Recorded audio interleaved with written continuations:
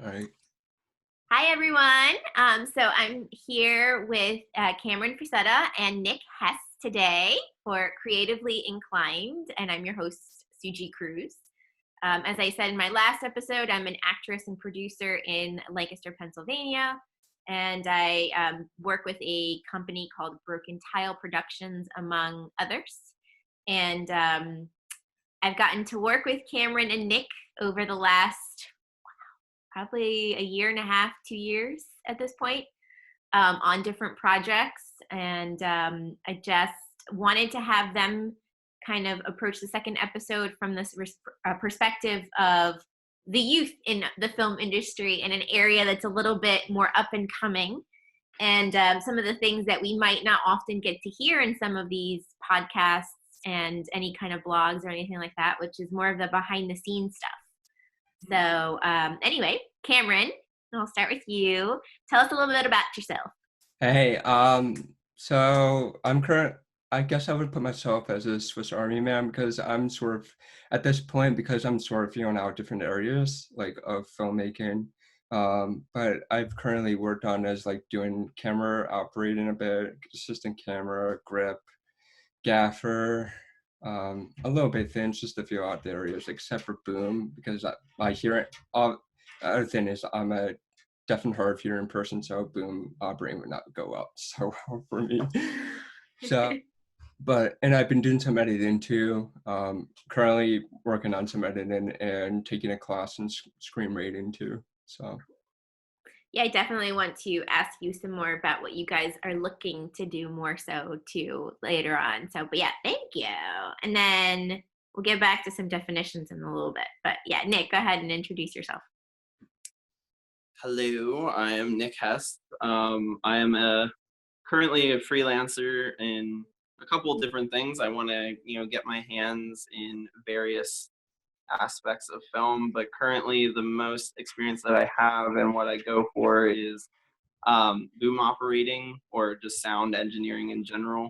And it's, for those that don't know boom operating, it's literally holding a pole with a mic for however long the actors want to go for. It's really their call. And then, so yeah, it's a little, it's a little stressful sometimes because you don't want to mess up a shot. You don't want to, not get the correct, sound during those shots and everything, because you never know when the shot is going to be the best one. So yeah, you do that, and yeah, it's a really fun time. All right. So either one of you, do you guys want to explain what a gaffer does? Since that was a word that was kind of mentioned. Like when you said that you were a gaffer, like what are some of the things that you've had to do? So I guess I would say like you're sort of setting up the light and everything, make sure the light, you're sort of directing where that light's going. I guess that's one of the key aspects of it. And I don't know if Nick, you have any other input on what gaffer does? As part group, I guess I know some things.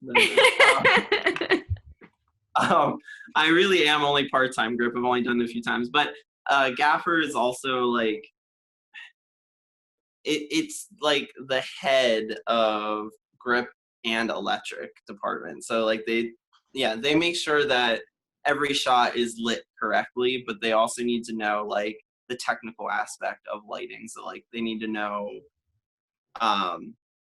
like if the lights have a short, they need to know how to like turn the lights back on, or like, okay, so we have so many amps coming from this wall, so we can't use that anymore. We have to go over here to this one. So, they're more of the, I would say they're more of the labor technical side of film in general.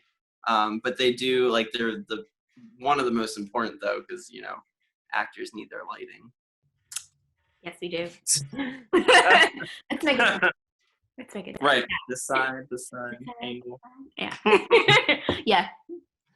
I have crooked lips, so you do need to angle those a little bit. Yeah. Lighting. It makes Lighting. everything's fine. No shadows.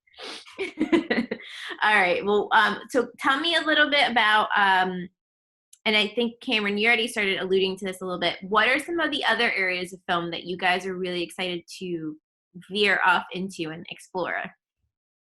Um, I'm more excited right now. I'm excited exploring editing at this point because now that we're stuck inside with this whole quarantine thing, or not as much at this point, but because obviously I was offered an opportunity to sort of help out with the short film Invasion at Dinner to sort of edit.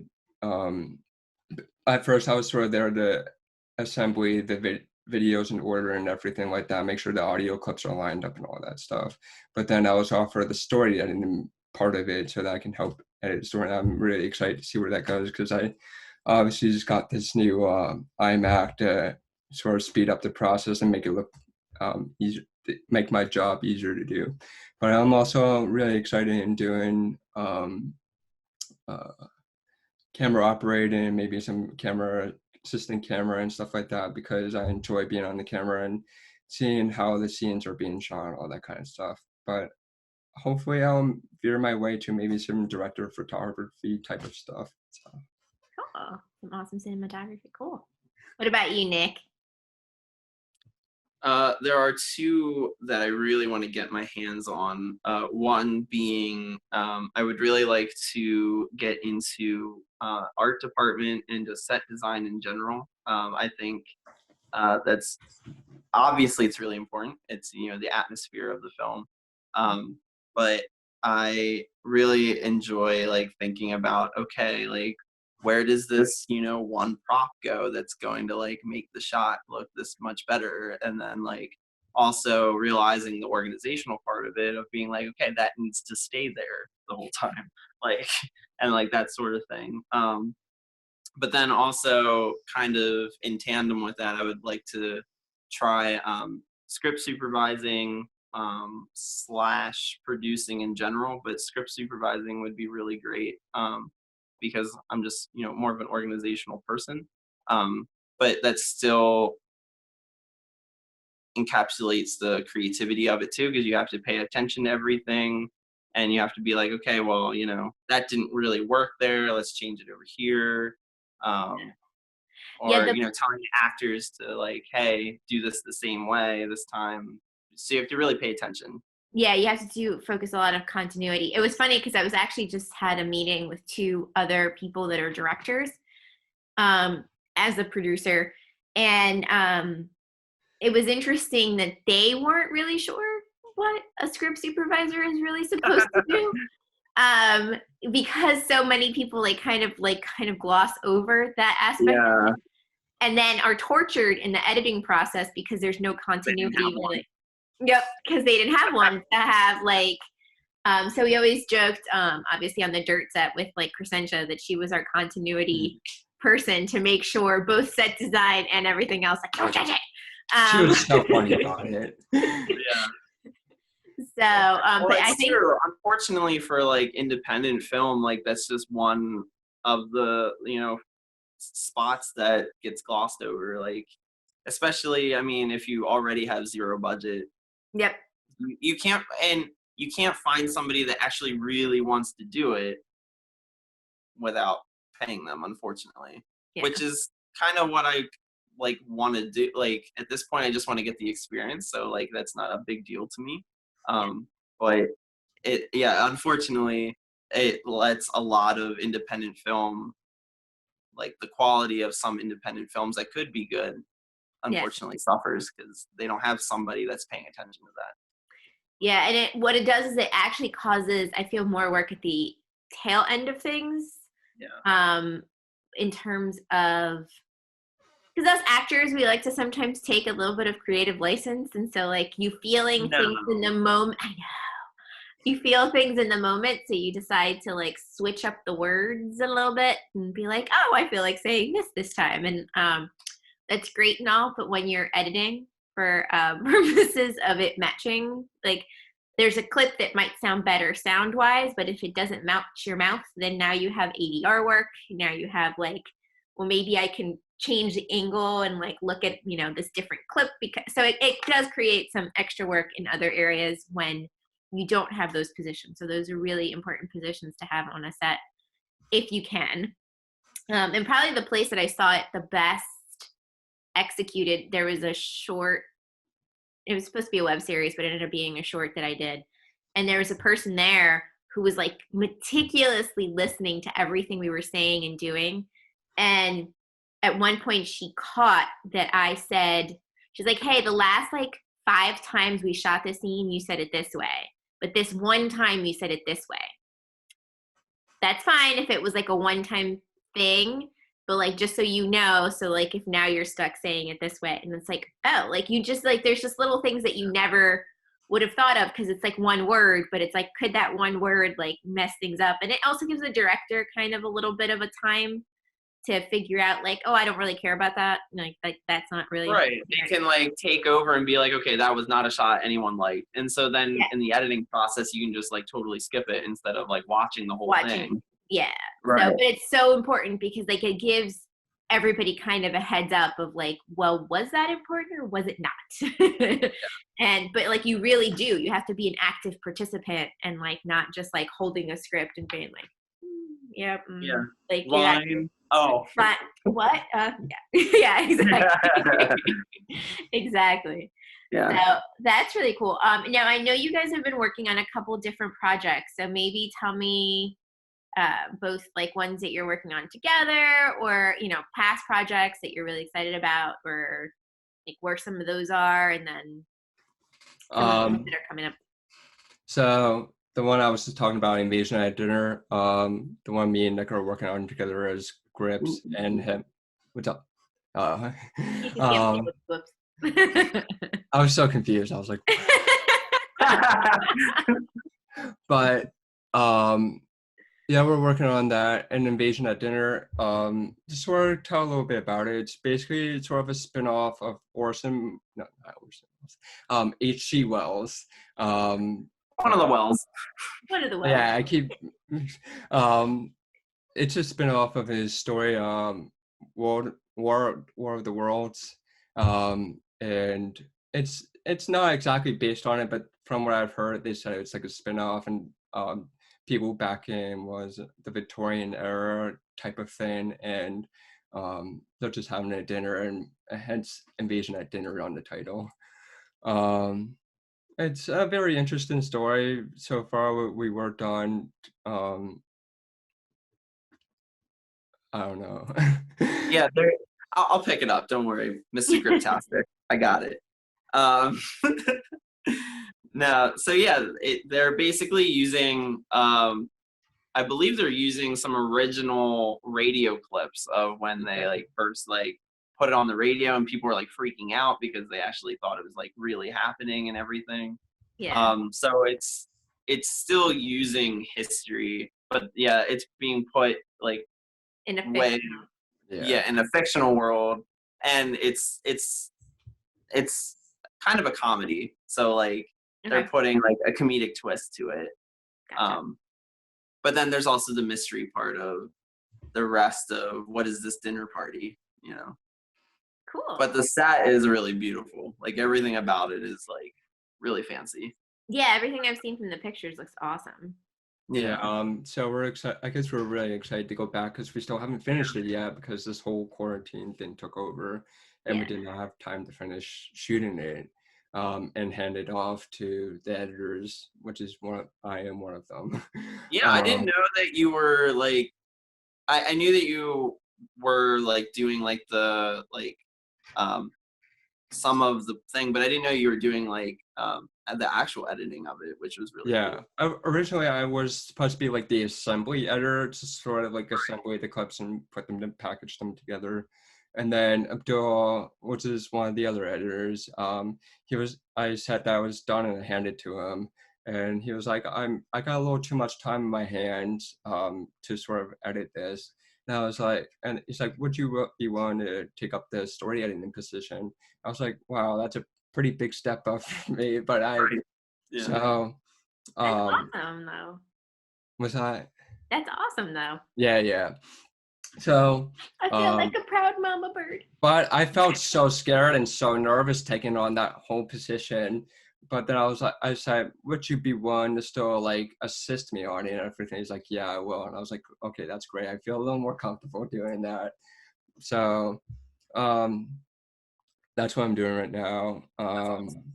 Yeah, and I'm not really working on any other projects, but I'm taking the screenwriting class, like I said earlier, and I really enjoy the class. So it's give me a back time to like step back from some projects that I've helped out with, and sort of give myself some stories, my own stories to sort of dive into. Now, what kind of stories do you want to tell? Do you think? Like, Uh, what areas fascinate you? I really enjoy a wide variety of genre, but I get a little picky about some of them. Um, I the most I want to tell is like dystopian type of stuff because I've grown up reading dystopian stuff like The Maze Runner, The Hunger Games, all those books you can name. You're in I the also right want, place. Yeah, yeah. Hunger Games. Did you um, read Fifth Wave at all? Yeah, Those are um, Divergent. yeah, Divergent. Yeah. not only that, I also want to do stories that have some drama and some action and stuff like that. There's also one, I don't want to say it too early, but I guess so. But there's a book called IQ. It's sort of like a hip hop Sherlock Holmes kind of thing. And Huh. I have a big love for like hip hop music and Sherlock Holmes type of stuff, and it's such a well matched together. I'm thinking in my head, I'm like, okay, this could be a good Netflix show if I actually could pitch this and send it to them, and people Wow. would be all over it. Um, Do I'm it. gonna have to make sure to hashtag Netflix. It's great. yeah. Yeah. Nobody steals my idea. I hope so. No, no.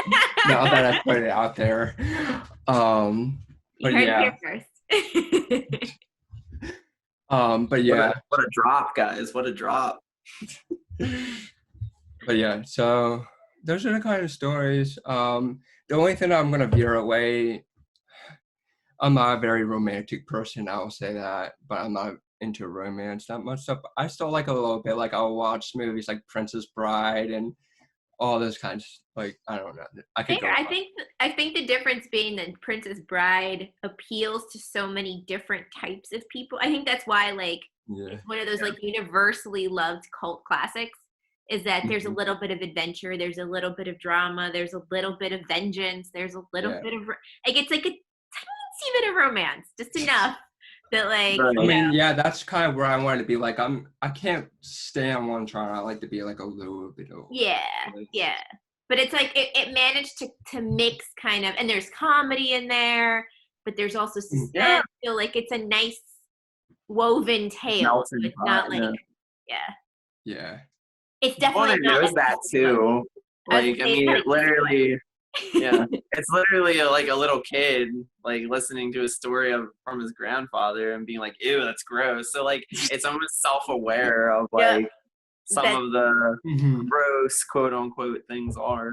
yeah, Yeah. exactly. What about you, Nick? Tell me some more of the stuff that you've been working on, and then any like set stories that you have, or you know, Sure. obviously you've been writing some too, so like all that kind of stuff too. Yeah, I've got like I don't know, I've had quite a year. It's been quite a door opening year. And so it's been very exciting. And like, I'm like, I'm afraid I'm not going to mention something and like someone's going to hear and be like, hey, why didn't you mention this? But it's been very exciting. So I've done quite a few things. Just recently, I mean, you were a part of it, but like we did some ADR stuff for Secret Within the Sphere, which is a sci-fi steampunk-esque um, feature from Stormfront Entertainment, David Noble. And you know, so that's a really fun adventure. It's what got me into boom operating to begin with, which is really fun.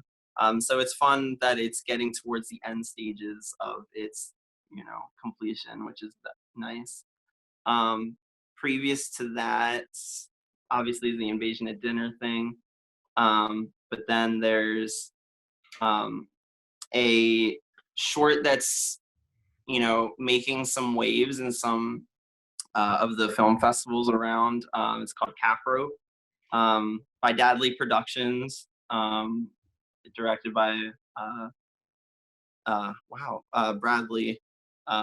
Forgetting his last name. Why am I forgetting his last name? Thank you, Bradley Hawkins. Sorry, Brad, I love you. Good. I should have like a list. I'm sorry. No, But anyway, it's this really great short of family legacy, and like it's a modern Western film too, and it's all about family. It's a really beautiful film of just like from like a child's perspective of what their family is like and everything. So it's been accepted to various film festivals and has very high hopes of getting to high places. So definitely check that out. There is a trailer available for it. Watch that. Mm-hmm. Yeah, I can't wait. But then there's also Dirt, which we've all worked on. From Broken Tile. It was such a fun time. That also has a trailer out, and that's not for the faint of heart. There's just a little bit of debauchery in the whole thing. It's great, beautiful. It's a great love story. Yes, it does have a great love story. What are you talking about? Yeah, I really enjoyed Dirt. That was so much fun working. Oh my word! It was probably one of the funnest sets throughout the year that I've been on. I think we were all a pretty good family there. It's good. But yeah, I can't wait to see you guys because I have little gifts coming your way. Little one. Really? You saw it. Oh, is it the keychain? Yay! Yeah, I got you guys a little keychain. Wow. So you'll see it, Cameron, and it'll actually like be cool. Like it sounds kind of anticlimactic to be like, ooh, she got me a keychain, great. Like, it's actually kind of cool. Yeah, that was I guess like, and that was one where you guys got to do a lot of different, and which is the thing about independent film, especially small independent film in an area that's kind of up and coming, is that you kind of have to wear a lot of different hats even within the same film a lot of times. Right. So you guys even got to be stand-ins at different points in time. Great.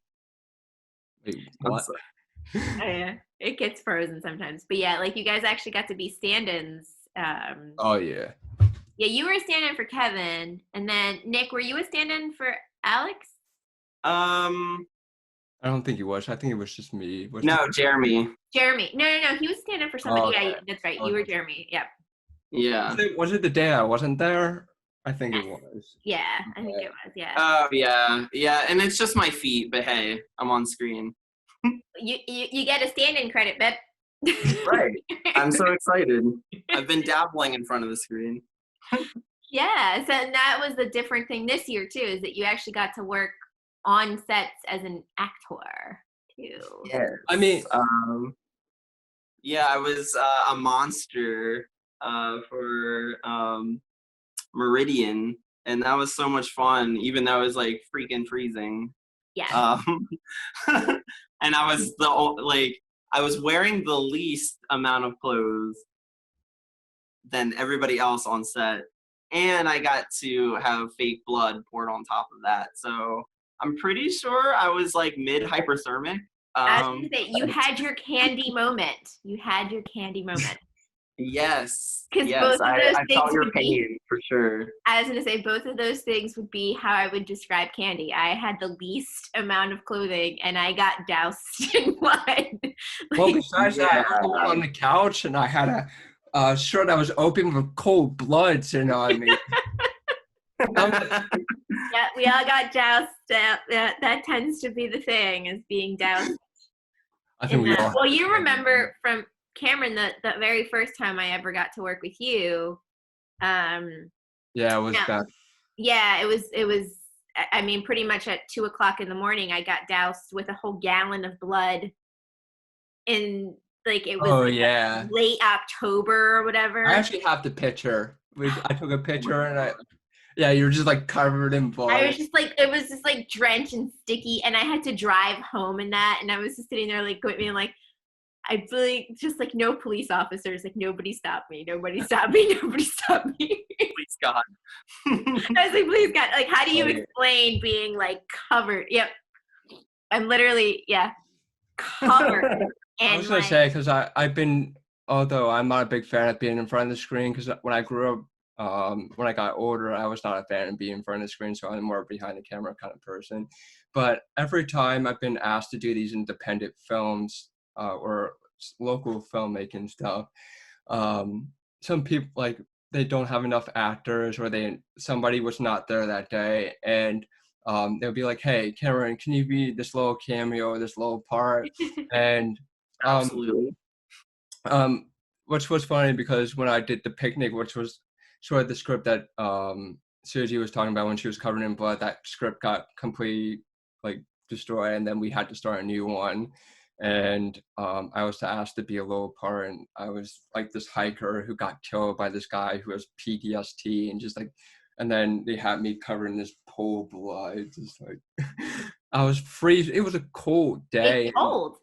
And That's the thing they don't tell you. Yeah. That stuff is like sticky and cold. yeah, Yeah, never absolutely. never be covered in cold blood during a cold day, so it's not fun. Yeah. Well, and that was the thing with Candy is that I was literally, well, my costume, if you want to call it that, was was a bikini top with a mesh shirt, and then I had drenched in cold blood on a metal floor. So I was like, And it was what, like October? it was Yeah. end of October. Yep. I was kind of like. So, but when I saw you in Meridian and you were like, very, very thin clothing and covered in blood in like the middle of In the the night winter. in the winter, I was like, okay. It was definitely like negative. It was, Yeah, yeah. for sure. For sure. But yeah, It was a time. It was a time. In front of the scene. It's funny though, like how much like you remember those moments, but then like when you Yeah, see it'll the be something I product, remember all the time, like but forever. like you still think like, oh, that was still a fun time. Like that was Right. and you're just like, but you explain it to someone that doesn't understand that world, and they're like, what do you mean? Like that sounds Why in the world would you do that? like that doesn't sound fun. Like that sounds terrible. And it's like I'd do it again in a heartbeat. It's crazy. Amen. Yeah. Amen. I think we're all a little crazy. We are. There I was, mean, I think you have to be a little bit, I think. yeah, absolutely. Yeah. But that's, we're creative, so it happens. It happens.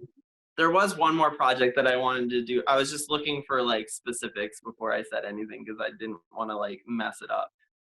But in December, Lamp House was a part of a feature film that is actually starring Mina Savari and Jeff Fahey.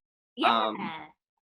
And it's called Locked In, and we were filming right here in Lancaster. It was actually right outside of East P at a warehouse. But it's directed and written by Carlos Gutierrez, and he it's a film about like definitely a thriller film, and it's basically a heist / like thriller film, and it's really exciting that like something this high, a pretty good high caliber movie was being filmed right here in Lancaster, with actors and actresses that people have heard of, not like downplaying anybody else's like stuff, but like it was a big deal to be a part of, and I was grip on that one, so I got to do like the lighting and everything. But it was such an experience to be on like a set of that magnitude and like get to get to learn new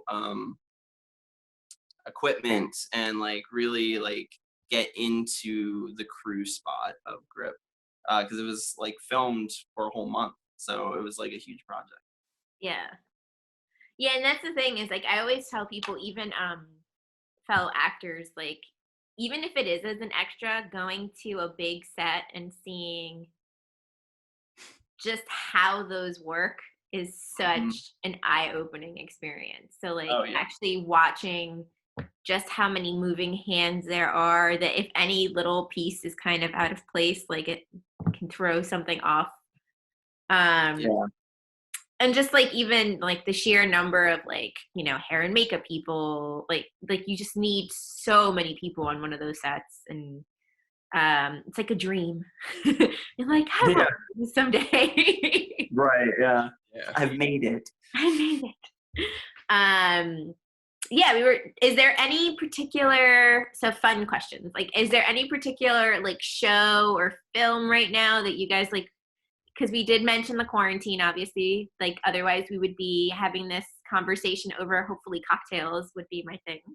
That would be nice. Now that, you know, it's legal and we have to-go cocktails. We have to-go cocktails. Ideally, we would be doing that over that instead of having a Zoom call. But Next time. you know, next time. But yeah, what are some of the things that you've like caught up on or like have been looking at? I've been, me and my girlfriend, obviously during this whole quarantine, just been off and on watching a bunch of different stuff, shows, movies.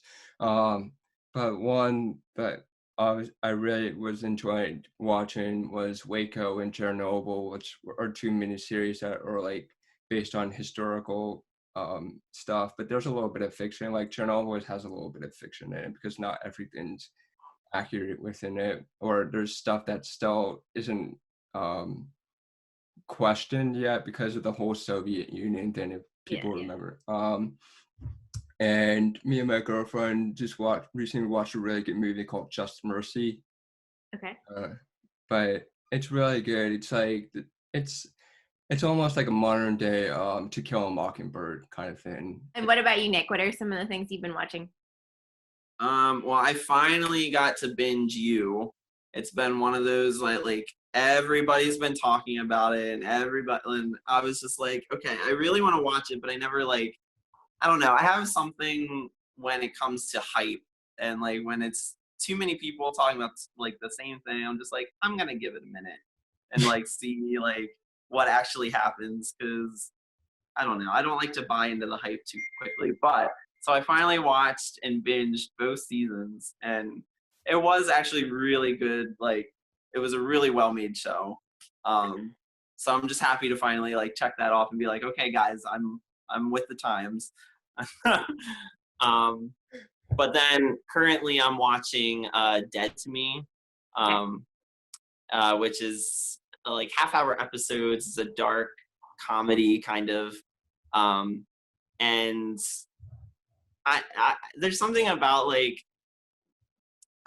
series that are not hour-long episode, like shorter, like half-hour episodes or whatever, that just like I feel like puts so much more emphasis on the story. Like because it is short, you need to have more information. So I think maybe it like just connects with me better and like gets me into it a lot deeper. I don't know.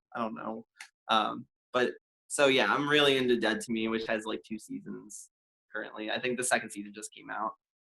But I'm into that currently. And then movie wise, I have seen all movies, I feel like, but I know that there's some I haven't obviously seen. But my roommate is actually ex-Mennonite, and he didn't grow up with movies.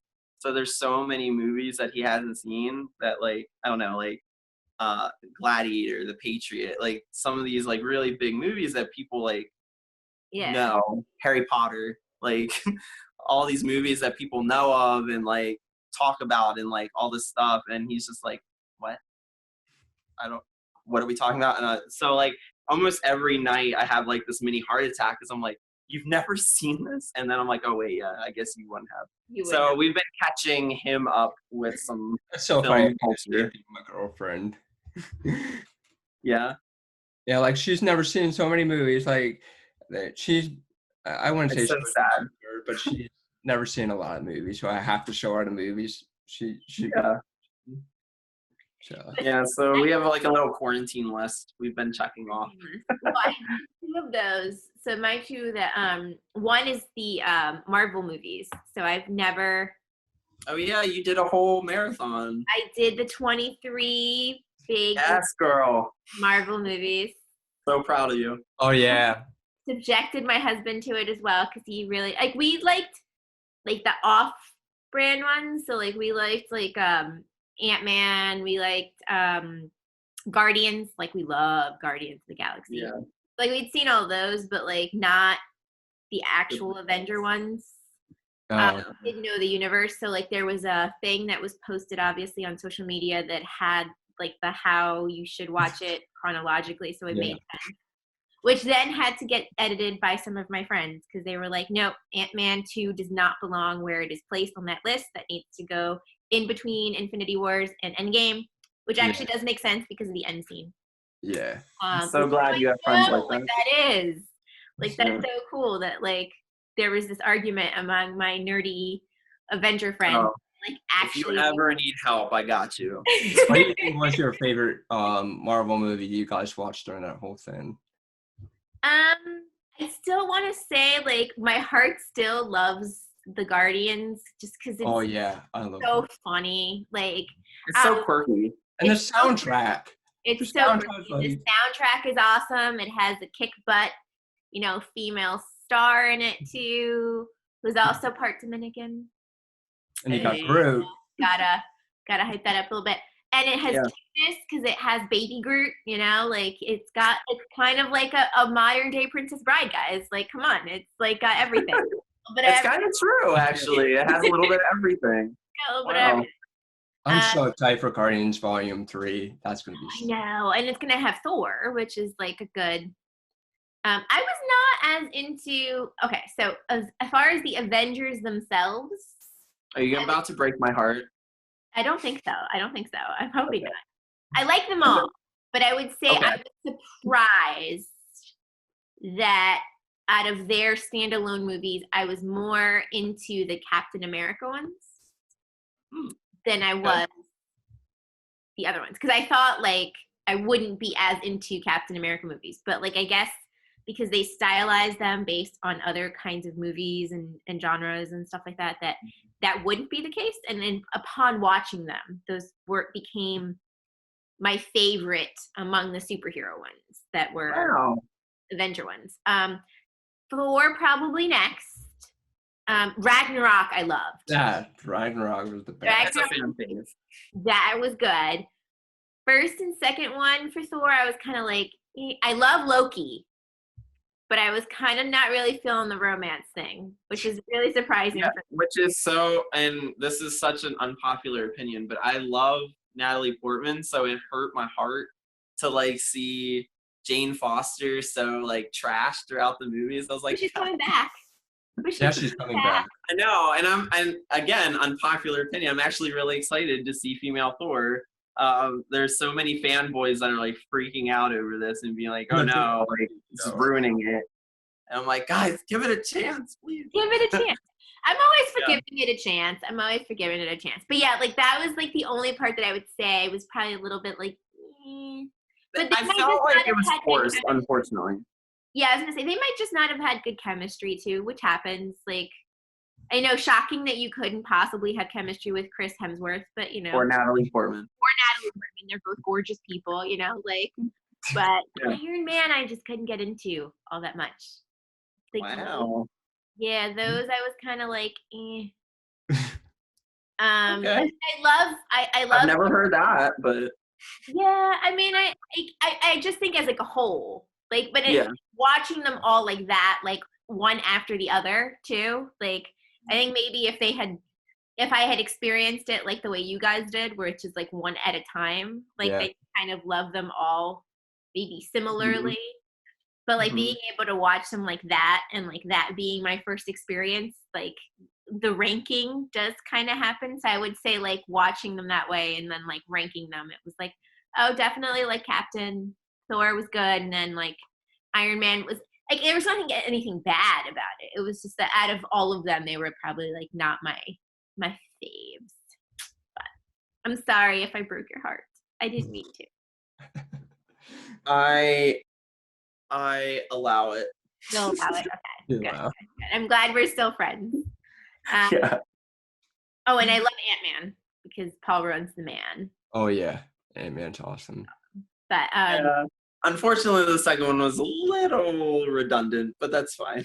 Yeah, the second one, I mean, it didn't like, usually happen. Unlike, Which again, I feel like unfortunately like downplayed the female role. Like Evangeline Lilly's amazing she is. in a lot of like what she does, and unfortunately, I feel like it was almost like obvious that, oh, we're just throwing another female character in there, and it's so sad because like the Wasp is like a big deal. Yeah. Evangeline Lilly is a pretty good actress. Like, so you'd think, oh wow, this would have been a thing, but it almost seemed, I don't know, Yeah. Well, did you out see of place. there's a whole thing online now. I guess it was one of the things. I don't know if it's BuzzFeed or one of them. I don't know. I can't remember who put it out at this point. But they ranked, like you could pick, so there's like 5 points, 4 points, 3 points, 2 points, 1 point for different Marvel characters, and so you get like a certain amount of coins, and like those, like you have like 10 points or whatever that you can collect, so you can put that in with however many characters you want to buy from those categories. And on the 3-point scale, actually either was 3 or 2 actually, was Scarlet Witch, which I was like, she like destroyed an Infinity Stone. Like, why would you put her down that far? Like, Super powerful. Rude. How rude. Like, never. So And then you think like outside of MCU, she's a freaking X-Man. Like, I know. Like she's it's insane. huge. I think it's just based on the theory of like MCU and people watching it not knowing who she is, which is like, crazy. Absolutely. Really should have did It their was research. so crazy. Well, and even Vision was like a 2 or 3 as well. And I was like, he was an Infinity Stone. Like, what are you talking about? Like, why would you put him down that low? Sorry. That's sad. It's like super sad. But I was watching it, and the Try Let Guys. me guess. The top 3 were like Captain America, Thor, and Iron Man. Yeah, I mean, and that made it like completely, like I was like, well, is this based on celebrity? Because like that's not basically. Like, yeah, basically. So anyway, That's sad. my other thing that I caught up on finally was Mad Men, which I also really loved. Yeah, I need to finish. I I have haven't. like the last 2 seasons still, but I do love that show. Oh my gosh, when you see the last episode and it like totally brings everything together, I will not ruin it for you. But yeah, it definitely don't you dare. I would not dare. I would never. But yeah, once you see that last episode and you see like how they bring everything together, like I'm now on a mad rush. So I went from my husband begging me to watch this for years and me being like, I can't get past like episode 1 or 2. That usual thing. And then I finally was like, no, you watched all the Marvel movies, only fair. I will watch all of Mad Men with you. And like I was like obsessed. Like there was one night I watched like I probably binge watched like a whole season in one night. It was bad. Nice. Wow. Yeah, it was So proud. I know. My proud moments during quarantine. I promise I've done other productive It's everybody's shining moment. It's okay. shining moments. Actually, I was going to I say would that. highly recommend finishing it. It's really, really well done. Oh yeah, no, I plan to. Now, speaking of productive things during quarantine, what productive things have you guys done? Like, The only thing I've done is this screenwriting class it's okay. and Well, my you're editing editing. stuff. I was gonna say, and you're editing. Yeah. So those are the two. Other than just that, I'm watching movies and shows. Now, are you using an editing program? Like, what are you gonna be? I'm using Premiere Pro, which is like the basic. I thought about getting Final Cut. Basic. I thought Premiere about Pro is pretty good. iMac, but I have the Adobe Creative Cloud, so there's no point in for me getting Final Cut at this point. So I just stick with Premiere Pro. Premiere's pretty good. Like Yeah. that's what we pretty much used for both Turning 16 and Dirt, and that's what Tony used for Loose Ends. So I mean, it's a pretty standard, Yeah, high quality thing to use. Yeah, from what I heard, I'm like in some so many like filmmaking Facebook groups, and I'm just scrolling through Facebooks, But one of them is like called Film Editors, and all these people are just typing all these talking about different topics, and one of them was they're talking about all the industry standards editing softwares. Like before Premiere Pro was like Avid, and I'm not sure if I'm right, but I think DaVinci Resolve was also one of them. I'm not sure, but then Premiere Pro came into the game and all that. Yeah, and Final Cut and all them stuff. Yeah, cool. Mm-hmm. I'm excited to see it edited out and be like, I know him. What about you, Nick? What other productive things have we been up to? Well, I've actually still been working. I've been one of the lucky few that have been able to. So, I mean, that's the well, okay. That's production only because I like house flip. So I still get a little bit of creativeness and like get to use my hands and whatnot. But in terms of like other production stuff, I've been getting in the kitchen a lot more, which is a plus. I feel like that's everybody's thing. Like right now is baking bread and like Have you made cooking chicken. sourdough bread yet? I haven't made sourdough bread, but I have made banana bread. So I think that's, there. And it was still good too. It became the standard. It became the standard for quarantine somehow. Yeah, like you are now a quarantiner. Yeah, if you officially sourdough bread. My dad's been making sourdough bread during the quarantine. It's just ridiculous. He gave us like a bread of it to us. No, it's really like Hess. Like I don't know how many YouTube shows I've watched, like or had in the background, and they're like, and today we make sourdough bread. And I was like, when did this become the thing that like you were not quarantining properly unless you can now make a loaf of sourdough bread? Right, and there's like other forms of bread, y'all. Like, hello. Yeah, seriously. But yeah, so I've made chili and pork chops, and hey, like I feel like I'm Gordon Ramsay now. So nice. I feel like you're deprived that you're not sharing these recipes on your Instagram stories. I will start to. Chef's journey. Yes, yeah, it's my new side job. Your new side job, yeah. But I also have been writing a few things too. I've been dabbling in script writing because I was like, hey, this is the time to like practice and, see what it's like and everything. So I've been doing that as well, which is, feeding my creative hunger, which is nice. Since none of us can be on set or anything. Sadness. It's so sad. So sad. Yeah. I'll have to edit in like a little sad crying face or something. Yeah, right here. Right.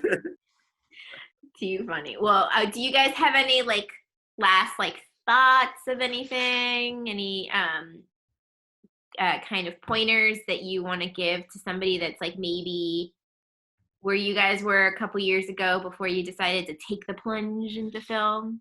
Like, I would say one pointer is always take up the opportunity to sort of join groups like Facebook groups, whatever, local groups, and sort of just get into them. Whenever it's a project, if it's a project that you don't like, just get into it because you might know what you're getting yourself into because there's a chance you're going to have a lot of fun doing it, and try to explore as many positions as you like because I'm still at that point a little bit, but I'm a little bit past that.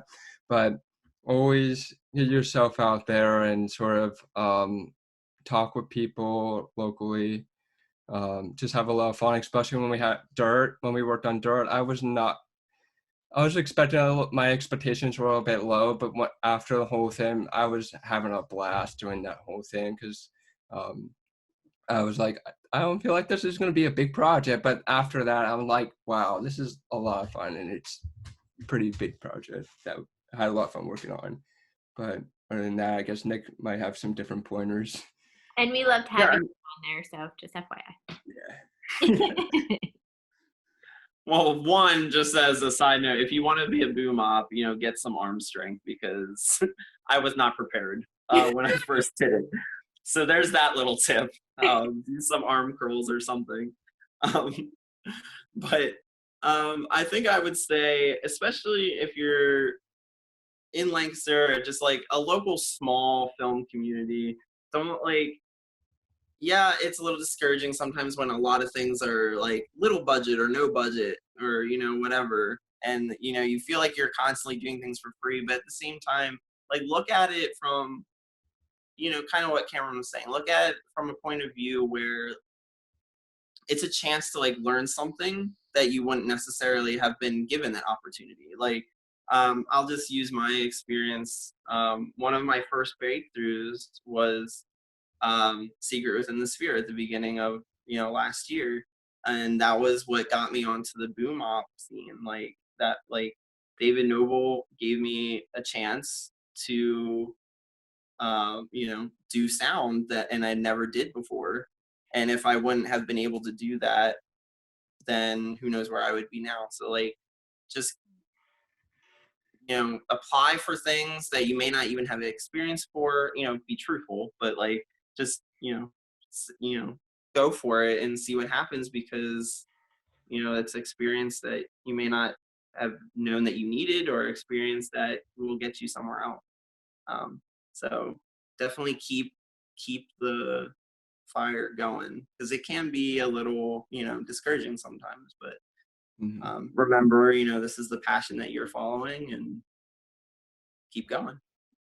And you just never know, like, the connections that you make on something. Like, you know, Cameron, I was going to say, like Cameron and I said, like, the first time I met him was on a project that didn't end up happening, like, at the end of it. And, you know, we barely really, we worked together for, like, a day, I think, for, like, a couple of minutes. Yeah. But, like, you know, now, you know, he's one of my favorite people. I'd love to have him on set. And, Same. you know, would recommend you guys all the time. And like, you know, you went, like, we've now, Nick, like, you know, you did sound for Secret, and then did a ton Yeah, of, I feel like I followed you. yeah, like we just like followed. But like I was gonna say, like, you just, you know, you did sound for Secret, and then we did Dirt, and obviously Meridian. You got to be the monster that terrified me. Which I would have, like, was a huge goal of mine, and I wouldn't have ever done it if I didn't meet you. So Exactly. that is something beautiful about local film, is like local film and the indie scene in general, like, creates such a great, like, film fam. Like the local film family is like just such a great community to be a part of. And like, if you just have an open heart for the passion of film, and like, who knows where that'll take you, because you meet some really great people. Yeah, and I'm excited. There's just so many new groups and stuff like that that are popping up. Like, you know, you guys keep talking about Invasion at Dinner. I'm excited. That's a new kind of group in the area that's got. I saw that they had actually won one of the film festivals. I can't remember which one it is, that we won something for on turning 16. Like, one of the girls involved in that, like, they won for something. I think she won Best Actress or something in like the month prior or whatever. You know, obviously Calf Rope, you know, Dadley and Brad Hawkins and Sarah Hawkins are doing amazing things there. So like, I think the more all of us kind of collaborate together and like really work on putting Lancaster on the map, like, you know, there's a good chance, especially, you know, maybe the good that'll come out of the whole COVID thing is that this is one of the areas that will become safe for people to film, and then, you know, we can continue to do some big stuff. So that would be exciting. And then I'll be like, oh, I'm gonna go watch Nick and Cameron's movie. That'll be fun. So yeah, it's definitely been a blast getting to see you guys, like, you know, grow up too. I get my proud mama moments. Thanks. Yeah, It's been a wild ride. It's a wild ride, yeah. So, but it's fun to get to finally see like finished products and stuff like that. So, but it's been a blast. I will let you guys. Well, I'll at least stop recording, and then we can finish catching up and stuff. But yeah, I just want to thank you guys for actually taking the time to get us to know more about the set and what you guys actually do. I do have a bunch of people that are watching that don't have kind of set experience at all. So this will be exciting for them, I think, to actually Okay. the ways they can be involved in different ways if they want to be. Mhm. Yeah. Love you guys. Oh, love you too, Suge. All right, I'll start. Thanks for having us.